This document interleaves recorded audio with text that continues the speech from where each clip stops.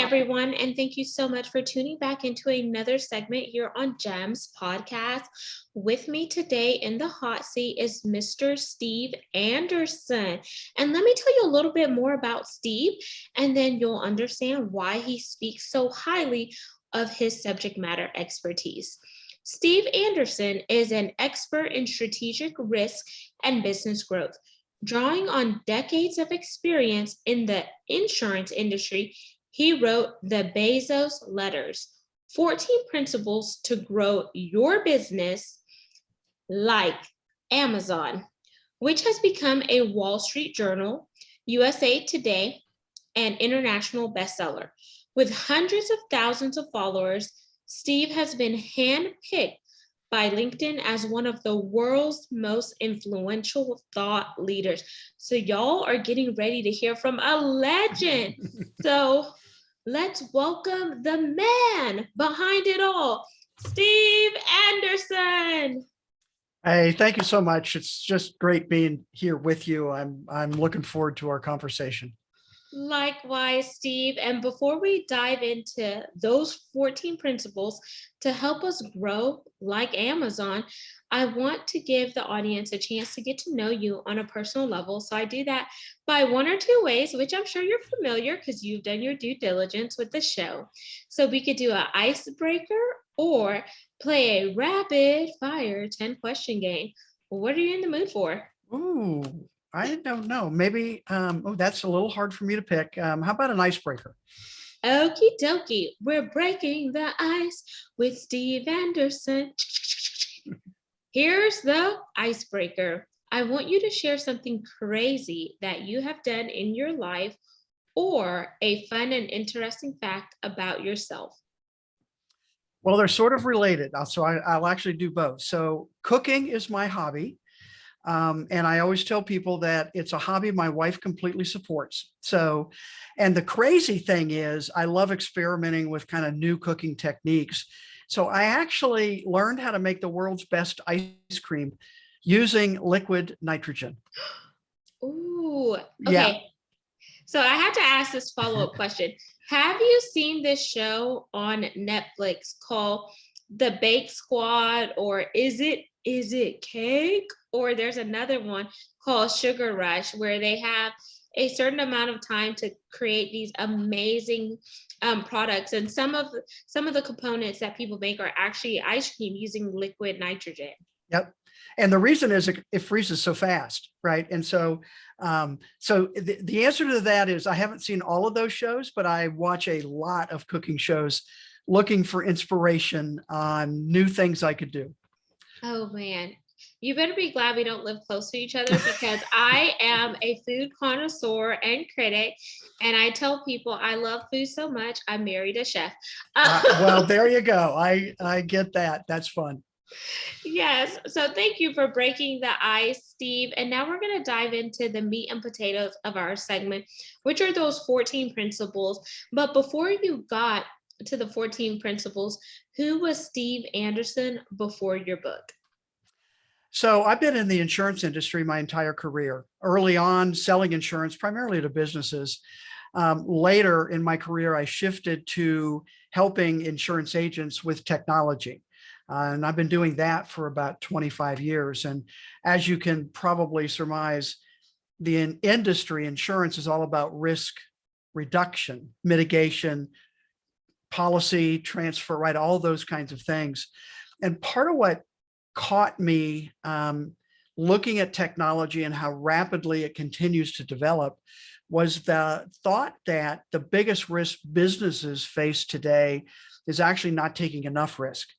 And that started me on this journey of looking at businesses in general, not just in the insurance industry, and what either made them grow and successful, or why were once very successful businesses no longer here.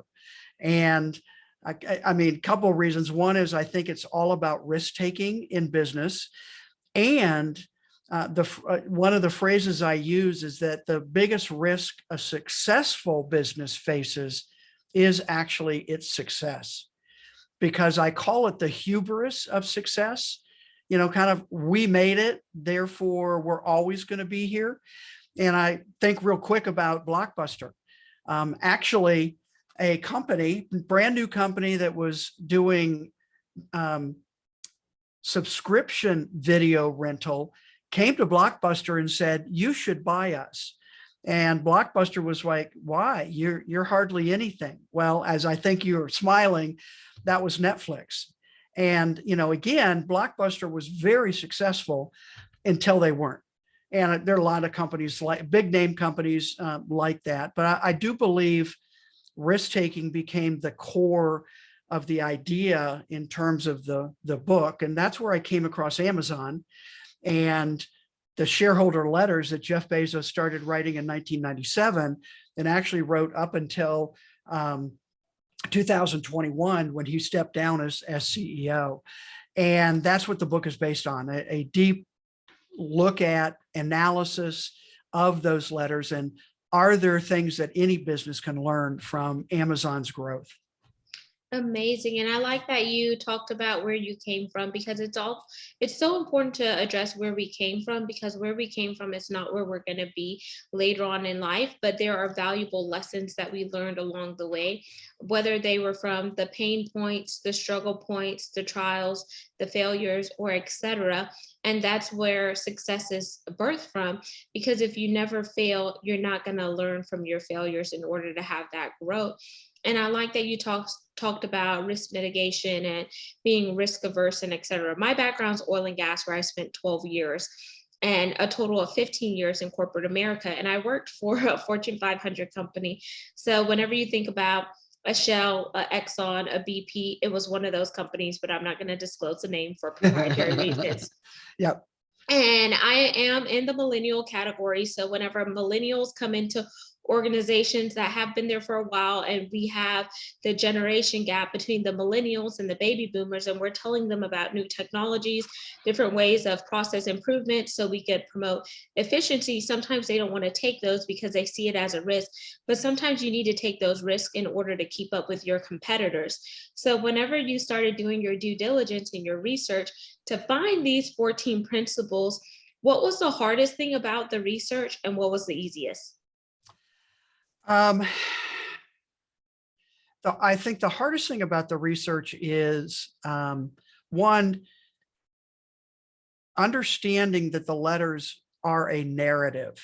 So it's not just each letter each year, but there are themes that I was able to look at. And it took a while to figure out, okay, what are these themes and how does this, impact? And I think certainly now I really like to remind people that, one, it's unlikely you'll become another Amazon, but that doesn't mean you can't learn from what they did to get where they are today.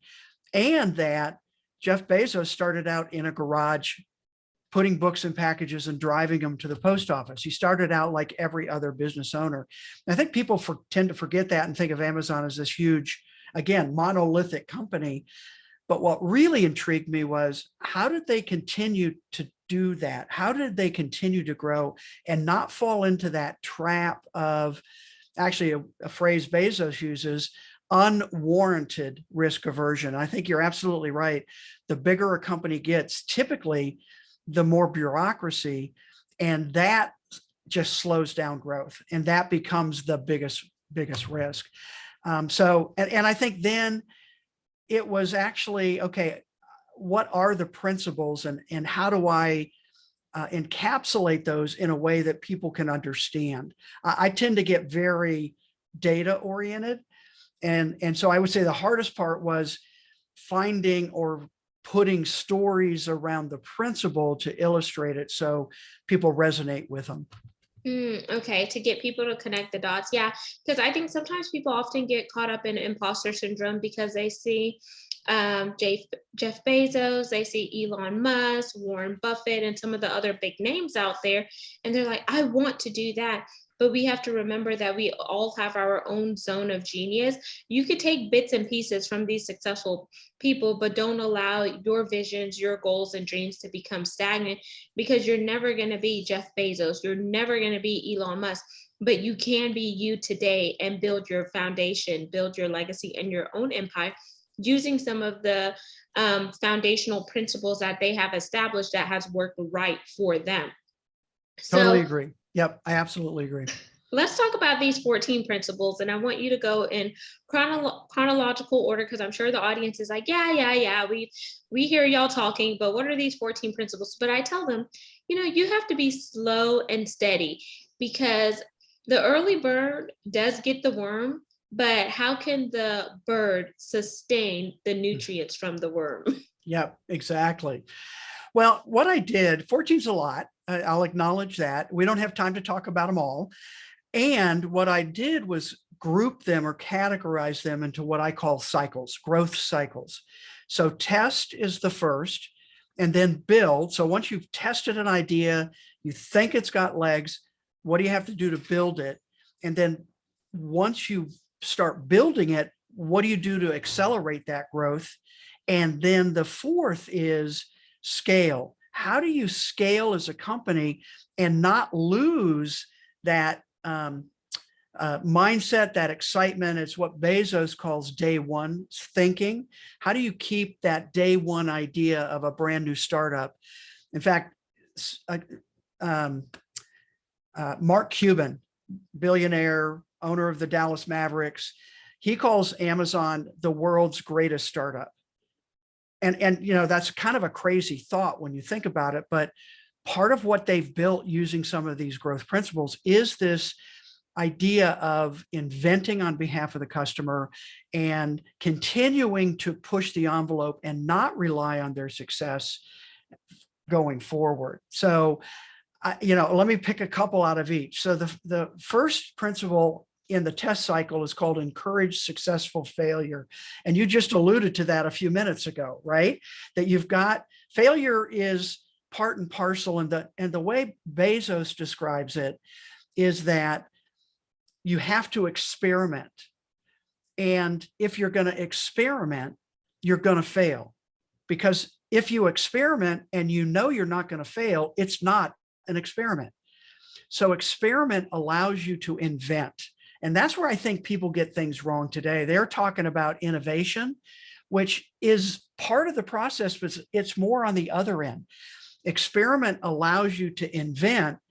And then once you invent, you can make it better by innovating and improving it. So that's the first principle. And Bezos calls Amazon the world's best place for an employee to fail, because they don't punish failure. They actually encourage experimentation and are willing to, quote, suffer a series of fails experiments, because the ones that pay off can pay off really big.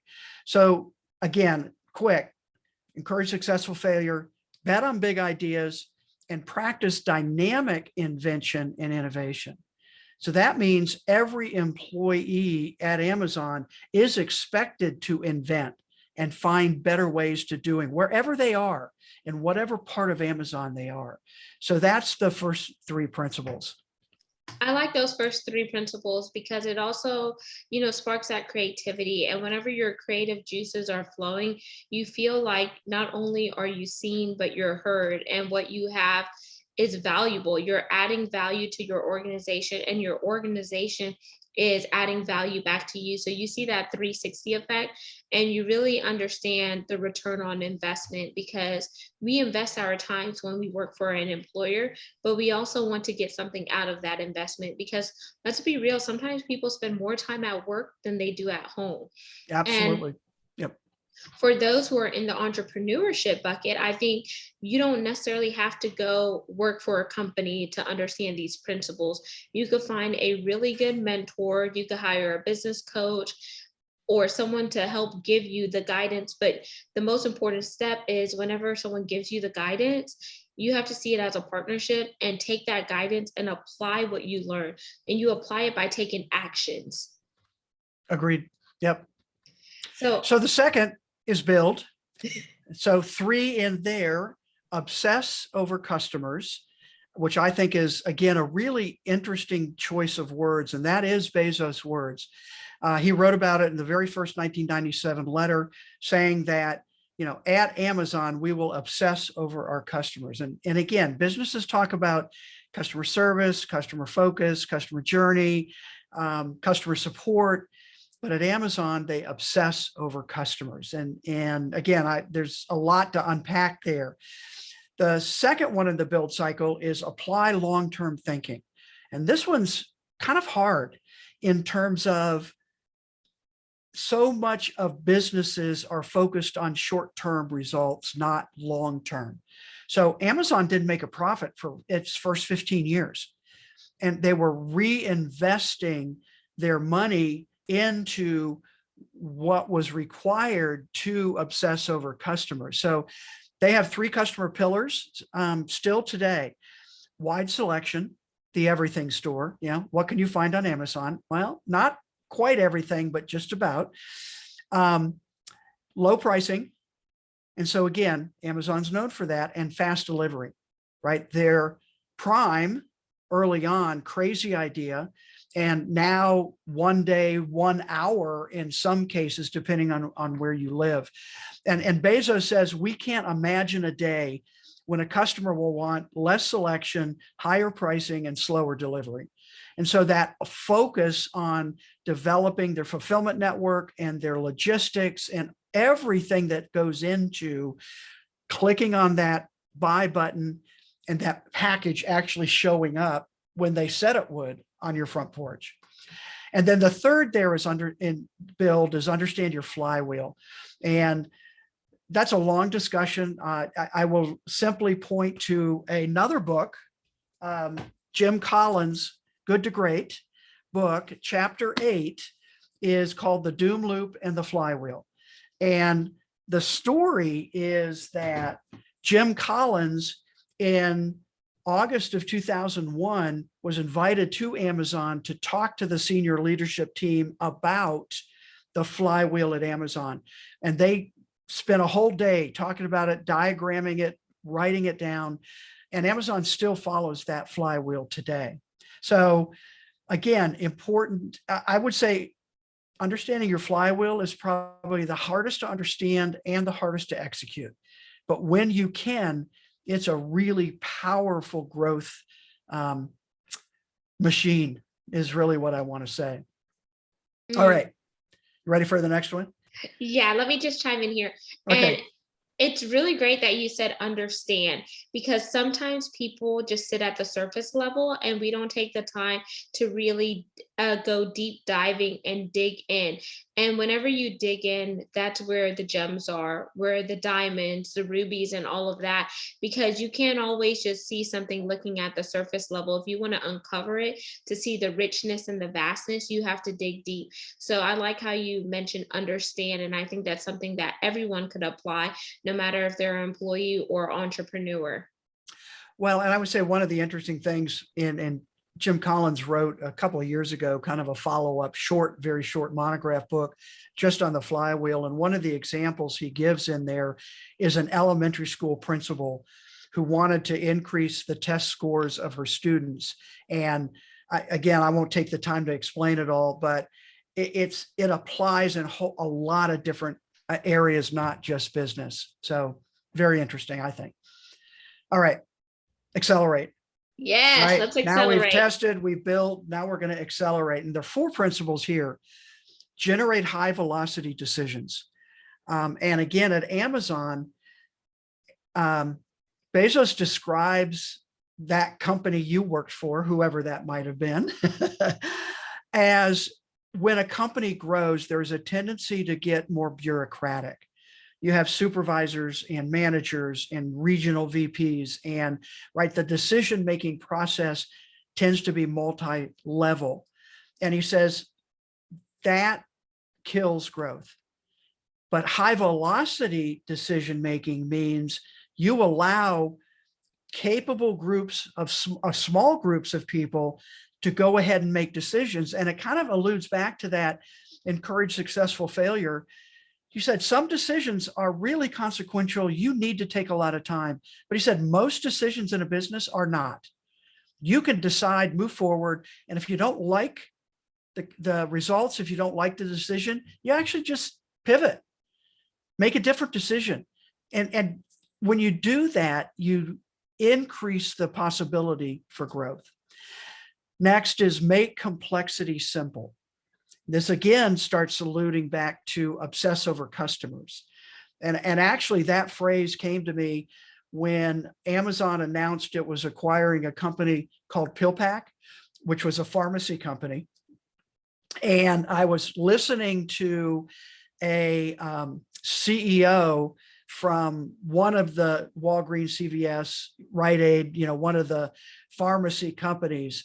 And he made this statement, well, I'm not worried about Amazon coming into the pharmacy business because it's more complex than they realize.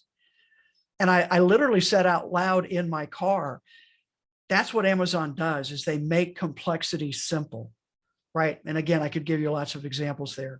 Next is accelerate time with technology. So Amazon, very technology focused, no question about that. And they eagerly adopt new trends. And I think, again, that's a mindset change. And then the fourth is promote ownership. So a simple example of that is in the shareholder letters, typically, dear shareholder is the salutation, right? Bezos started using dear share owner because he said, we want people to own our stock who believe in what we're doing and are here for the long term. So again, alluding back to that long-term thinking. So those are the four in the accelerate cycle. And in the accelerate cycle, you could see the empowerment, you could see the determination, you could see the need to, yes, even though we take on complexities, we're going to make them simple because that is what we do. And when we make things simple, people are be like, okay, that's the company that I could get in on. And not only did he acquire PillPack, and now in the pharmaceutical space, the groceries, Yes. whenever they acquired the Whole Foods, and they had, what is it, Amazon Fresh or something? Well, they started with Amazon Go, which is a convenience type store, and they invented what is called just walk out shopping. So I've been into a couple of those stores. You scan your app and kind of subway gates open and you can walk in the store, you pick off the shelves, and this is now Amazon Fresh, same technology, bigger store.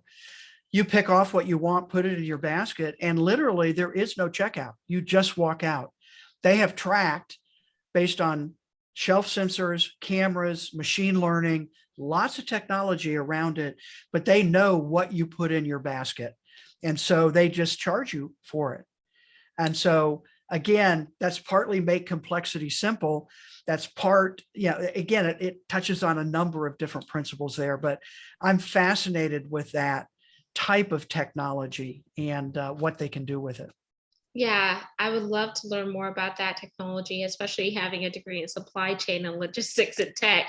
So I like doing things that are fast and process improvements. And I'm wishing that Costco would have a scan and go, kind of like Sam's Club, because I have to have both. And my husband's like, babe, we don't need both. And I said, yes, we do, because there's some stuff I can get at Sam's. Yeah, there's some good things you want at one and not at the other. I get that. I have both too. So, but yes. Yeah, making it, again, that's partly customer obsession too, right? What's the worst thing about grocery shopping? The lines. The checkout. And the lines are worse now. And the self-checkouts never really quite work, right? Versus literally just walking out. I mean, I feel like I'm shoplifting. I mean, literally, you kind of look around a little bit and it's like, whoa, wait, is this okay? So, Mr. Steve, is there anything else that we didn't talk about that you wish I would have asked that you think would add value to our listeners? Well, I have to add at least one more principle in the scale cycle, because I think it's really important. Okay. And it's principle 14.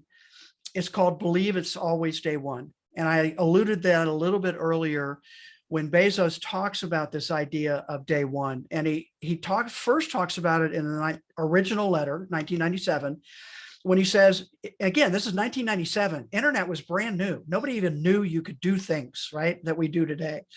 And what he said was, it's day one for the internet and for Amazon.com if we execute well, Well, fast forward to 2017, and Bezos was in front of several thousand employees on a stage in a theater in Seattle for an all hands meeting, a common occurrence.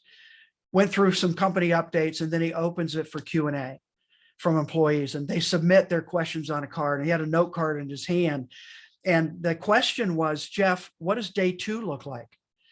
And he sort of smirked, and he said, I think I have the answer to this because I've thought about this a lot.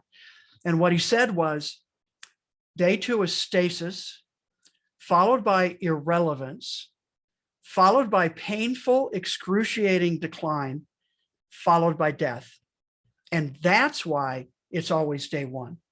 And I think that mindset is so important today. And again, back to what I started with, this idea of the hubris of success versus a startup day 1 mindset, always looking at, okay, what are we doing next to help our customers?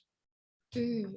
And I don't know why, when you just said that is about day 1, it made me bring into remembrance what my dad always taught me. And he passed in November of 2020. And he said, the past is gone. You can't recreate it. The present is now. You can live in it. And the future, you never know what the future holds, but you can plan for it. So why not be present? And then he would always say, everything in a hurry doesn't end up right. And I'm like, oh my gosh, like, Dad, come on. Because like sometimes I would be like, go, go, go, go, go. And then now that I'm older, coming into motherhood and etc., I realize that the principles that he instilled are so true. And by golly, I wish he were here today Oh, because I know. I understand that. So, yep. Very yes. true. Very true. So I really like that day 1 principle, because I think it's so important to focus on the present. And once you get the present, then you could plan ahead. Yep, exactly. Yep. I like that. So let's jump into the call to action, Steve. What is your call to action for the audience outside of going and grabbing that copy of your book? Well, that probably is top, but I think the call to action is, I would say really the first step is this idea of successful failure, right? Don't be and in fact, the way I phrase it, if you're a business owner, you have employees, help them understand that experimentation is part of the process, which means there's going to be failure.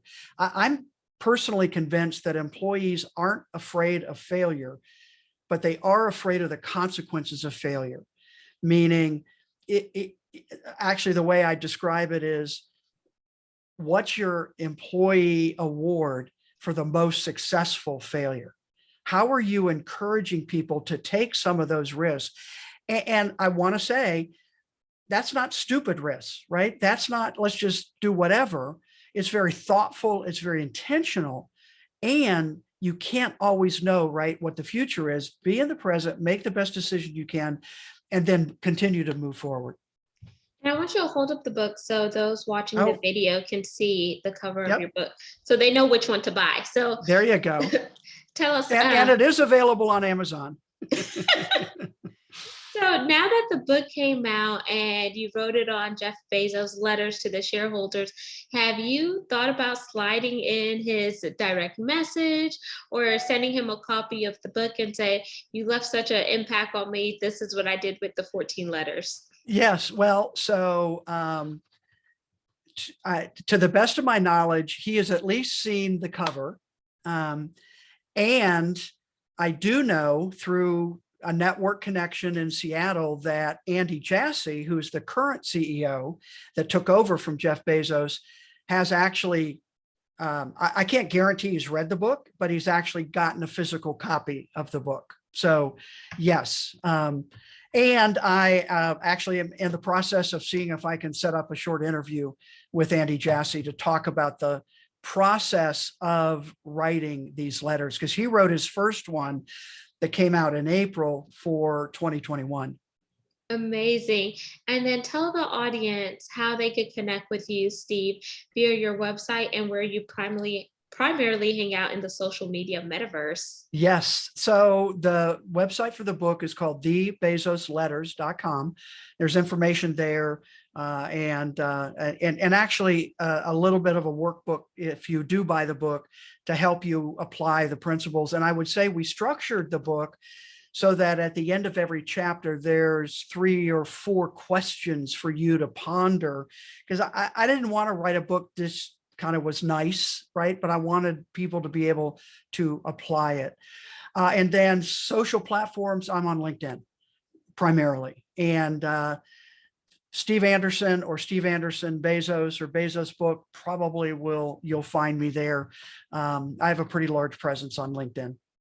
Amazing. And there you have it, listeners and viewers of GEMS Podcast. Our special guest today was Steve Anderson with the Bezos Letters. All of his contact information will be in the show notes. So make sure you scroll on down, read, and tap in with him. Don't forget to like, comment, and subscribe. We're on 40 plus platforms. You could also see the video by heading on over to our YouTube channel, which is at Gems with Genesis Amaris Kemp. And lastly, but not least, thank each one of you for tuning in on a consistent basis to support the subject matter experts that I bring on to bring you topics that are educational, inspirational, and motivational while we weave in diversity, equity, inclusion, and belonging, because it does take all of us coming together to make this world a better place. And if you want to be a brand sponsor, you could do so. Spaces are limited, but you can find out more information by heading on over to genesisamarisKemp.net. Until next time, peace, love, and lots of blessings.